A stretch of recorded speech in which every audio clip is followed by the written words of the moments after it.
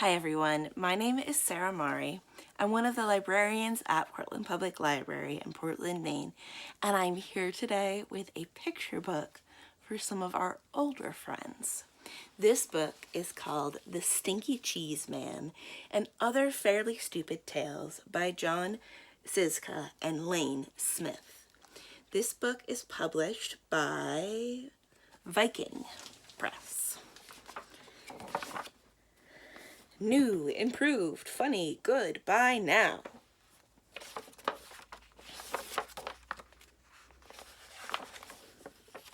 I have found a kernel of wheat, said the little red hen. Now who will help me plant this wheat?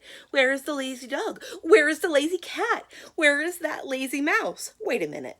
Wait a minute, wait a minute. Hold everything. You can't tell your story right here. This is the end paper. The book hasn't even started yet. Who are you? Will you help me plant the wheat? I'm Jack. I'm the narrator. And no, I can't help you plant the wheat. I'm a very busy guy trying to put a book together. Now, why don't you just disappear for a few pages? I'll call you when I need you. But who will help me tell my story? Who will help me draw a picture of the wheat? Who will help me spell the wheat? Listen, hen. Forget the wheat. Here comes the title page. Title page for The Stinky Cheese Man and Other Fairly Stupid Tales. I know, this page is upside down. I meant to do that. Whatever. Whoever looks at the dedication stuff anyhow. If you really want to read it, you can always stand on your head. Introduction. A long time ago, people used to tell magical stories of wonder and enchantment. These stories were called fairy tales. Those stories are not in this book. The stories in this book are almost fairy tales, but not quite. The stories in this book are fairly stupid tales. I mean, what else would you call a story like Goldilocks and the 3 elephants? A girl walking through the woods smells peanut porridge cooking. She decides to break into the elephant's house, eat the porridge, sit in the chairs, sleep in the beds.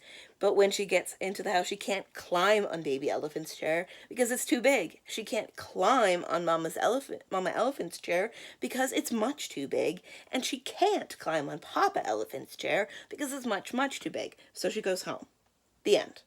And if you don't think that's fairly stupid, you should read Little Red Running Shorts, or maybe The Stinky Cheese Man. In fact, you should definitely go read the stories now because the rest of this introduction just kind of goes on and doesn't really say anything. I stuck it on the end here so it would fill up the page and make it look like I really knew what I was talking about. So stop now. I mean it. Quit reading. Turn the page. If you read this last sentence, it won't tell you anything. Jack, up the hill, Fairy Tale Forest, 1992. Surgeon General's warning. It has been determined that these tales are fairly stupid and probably dangerous to your health. Chicken Licken. Once upon a time, Chicken Licken was standing around when a piece of something fell on her head. She wasn't the brightest thing on 2 legs, so she started running around in circles clucking, "The sky is falling! The sky is falling! We must tell the president!" Chicken Licken ran to her friend Ducky Lucky and clucked, "Ducky Lucky! Ducky Lucky! The sky is falling! The sky is falling! We must tell the president!" "Let's go," quacked Ducky Lucky. Chicken Licken and Ducky Lucky ran to their friend Goosey Lucy and yelled, "Goosey Lucy! Goosey Lucy! The sky is falling! The sky is falling! We must tell the president!" "Let's go," honked Goosey Lucy. The Chicken Licken, Ducky Lucky, Goosey Lucy ran to their friend Cocky Locky and yelled, "Cocky Locky! Cocky Locky! The sky is falling! The sky is falling! We must tell the president!" "Let's go!" crowed Cocky Locky. Wait a minute, cried Jack the narrator. "I forgot a table of contents! I forgot the table of contents!" "Hey, you're not in this story," said Chicken Licken. "I know," said Jack the narrator. "But I came to warn you, the table of contents is—" "The sky is falling! The sky is falling!" clucked Chicken Licken. "We must tell the president!" So Chicken Licken, Ducky Lucky, Goosey Lucy, and Cocky Locky ignored Jack the narrator and ran off to catch a plane to Washington. Just outside the airport, they met Foxy Loxy. "Foxy Loxy! Foxy Loxy! The sky is falling! The sky is falling! We must tell the president!" yelled Chicken Licky, Ducky Lucky, Goosey Lucy, and Cocky Locky. "Well, come with me," said Foxy Loxy. "I know a shortcut to the airport." Foxy Loxy led Chicken Licken, Ducky Lucky, Goosey Lucy, and Cocky Locky to his cave. He didn't get to eat them, though, because the chicken licking was almost right. The sky wasn't falling. The table of contents was. It fell and squashed everyone. The end. Chicken licking, Princess and the Bowling Ball, the really ugly duckling, the other frog prince, Little Red Running Shorts, Jack's bean problem, Cinderrumpelstiltskin, the tortoise and the hare, and the Stinky Cheese Man, and the boy who cried cow patty, which seems to have fallen off. The Princess and the Bowling Ball. Once upon a time there was a prince, and this prince's dad and mom, the king and queen, somehow got it into their royal heads that no princess would be good enough for their boy unless she could feel a pea through 100 mattresses. So it should come as no surprise that the prince had a very hard time finding a princess. Every time he met a nice girl, his mom and dad would pile 100 mattresses on top of a pea and then invite her to sleep over. When the princess came down for breakfast, the queen would ask, "How did you sleep, dear?" And the princess would say politely, "Fine, thank you." And the king would show her to the door. Now this went on for 3 years. And of course nobody ever felt the pea under 100 mattresses. Then one day the prince met the girl of his dreams. He decided he better do something about it. That night, before the princess went to bed, the prince slipped his bowling ball under the 100 mattresses. When the princess came down for breakfast the next morning, the queen asked, "How did you sleep, dear?" "This might sound odd," said the princess, "but I think you need another mattress. I felt like I was sleeping on a lump as big as a bowling ball." The king and queen were satisfied, the prince and princess were married, and everyone lived happily ever, though maybe not completely honest. The end. Well, I almost got a spoiler. So the next story is The Really Ugly Duckling. Once upon a time there was a mother duck and a father duck who had 7 baby ducklings. 6 of them were regular-looking ducklings. The 7th was a really ugly duckling. Everyone used to say, "What a nice-looking bunch of ducklings."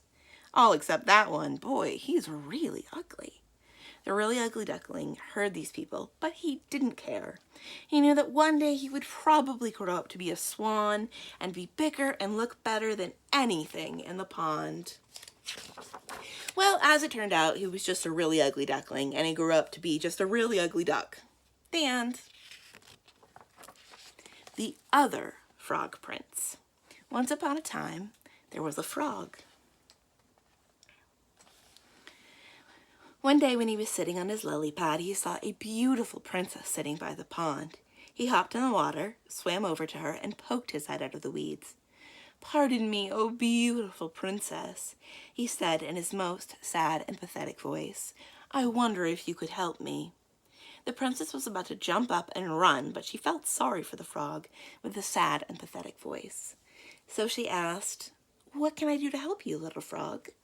"Well," said the frog, "I'm not really a frog, but a handsome prince who was turned into a frog by a wicked witch's spell, and the spell can only be broken by the kiss of a beautiful princess." The princess thought about this for a second, and then lifted the frog from the pond and kissed him. "I was just kidding," said the frog. He jumped back in the pond, and the princess wiped frog slime off her lips. The end. Little Red Running Shorts. "Okay, I've got things running smoothly now," said Jack, the narrator, and this next story is even better than the last 3. See, it's about a girl who runs really fast, and she always wears red running shorts. So that's where her name comes from, get it? So anyway, the girl is running to her granny's house when she meets a wolf, and he tricks her into taking the long way while he takes the shortcut. Now this is the good part, because Red runs so fast that she beats the wolf to the granny's house. And he knocks on the door, and Red answers it, and guess what she says? "My, what slow feet you have." That's it, the end. Isn't that great or what? So sit back, relax, and enjoy the Little Red Running Shorts. And now, like I said already, Little Red Running Shorts. "You just told the whole story," said Little Red Running Shorts. "We're not going to tell it again." You can't say that," said Jack. "You have to start with once upon a time." "No way," said the wolf. "You blew it." But you guys are next. Look at the title at the top of the page. Little Red Running Shorts. That's you. Let's go, Wolf. Yeah, we're out of here. Wait, you can't do this. Your story is supposed to be 3 pages long. What do I do when we turn the page?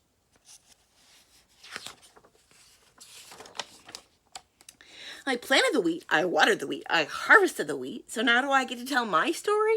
Said the little red hen. Say, what's going on here? Why is that page blank? Is that my page? Where's that lazy dog? Where's that lazy cat? Where's that lazy mouse? How do they expect me to tell the whole story by myself? Where is that lazy narrator? Where is that lazy illustrator? Where is that lazy author? Jack's bean problem. Forget the hen. Now it's time for the best story in the whole book. My story. Because once upon a time, I traded our last cow for the 3 magic beans. And, hey, Giant, what are you doing down here? You're wrecking my whole story. I don't like that story, said the giant. You always trick me. That's the best part, said Jack. Fee, fi, fo, fum, fory, I have made my own story. Great rhyme, Giant. And I'm sure your story is just as good, but there's no room for it. So why don't you climb back up the beanstalk, and I'll be up in a few minutes to steal your gold and your singing harp. I'll grind your bones to make my bread. I knew you'd understand. And there's another little thing that's been bugging me. Could you please stop talking in uppercase letters? It really messes up the page. I will read my story now, said the giant, and he did. The end of the evil stepmother. I said, huff and I'll snuff and I'll give you 3 wishes. The beast changed into 7 dwarfs. Happily ever after, for a spell had been cast by a wicked witch once upon a time. That's your story, said Jack. You've got to be kidding. That's not a fairly stupid tale. That's an incredibly stupid tale. That's an unbelievably stupid tale. That is the most stupid tale I've ever... Ah! The giant grabbed Jack and dragged him onto the next page. Once upon a time, there was a giant, and the giant squeezed Jack and said, Tell me a better story, I will grind your bones to make my bread, and when your story is finished, I will grind your bones to make my bread anyway. Ho, ho, ho. The giant laughed an ugly laugh. Jack thought, He'll kill me if I do, kill me if I don't. There's only one way out of this. Jack cleared his throat, and then he began his story. Once upon a time, there was a giant. The giant squeezed Jack and said, Tell me a better story, or I will grind your bones to make my bread. And when your story is finished, I will grind your bones to make my bread anyway. Ho, ho, ho. The giant laughed an ugly laugh, and Jack thought, He'll kill me if I do, he'll kill me if I don't. There's only one way out of it.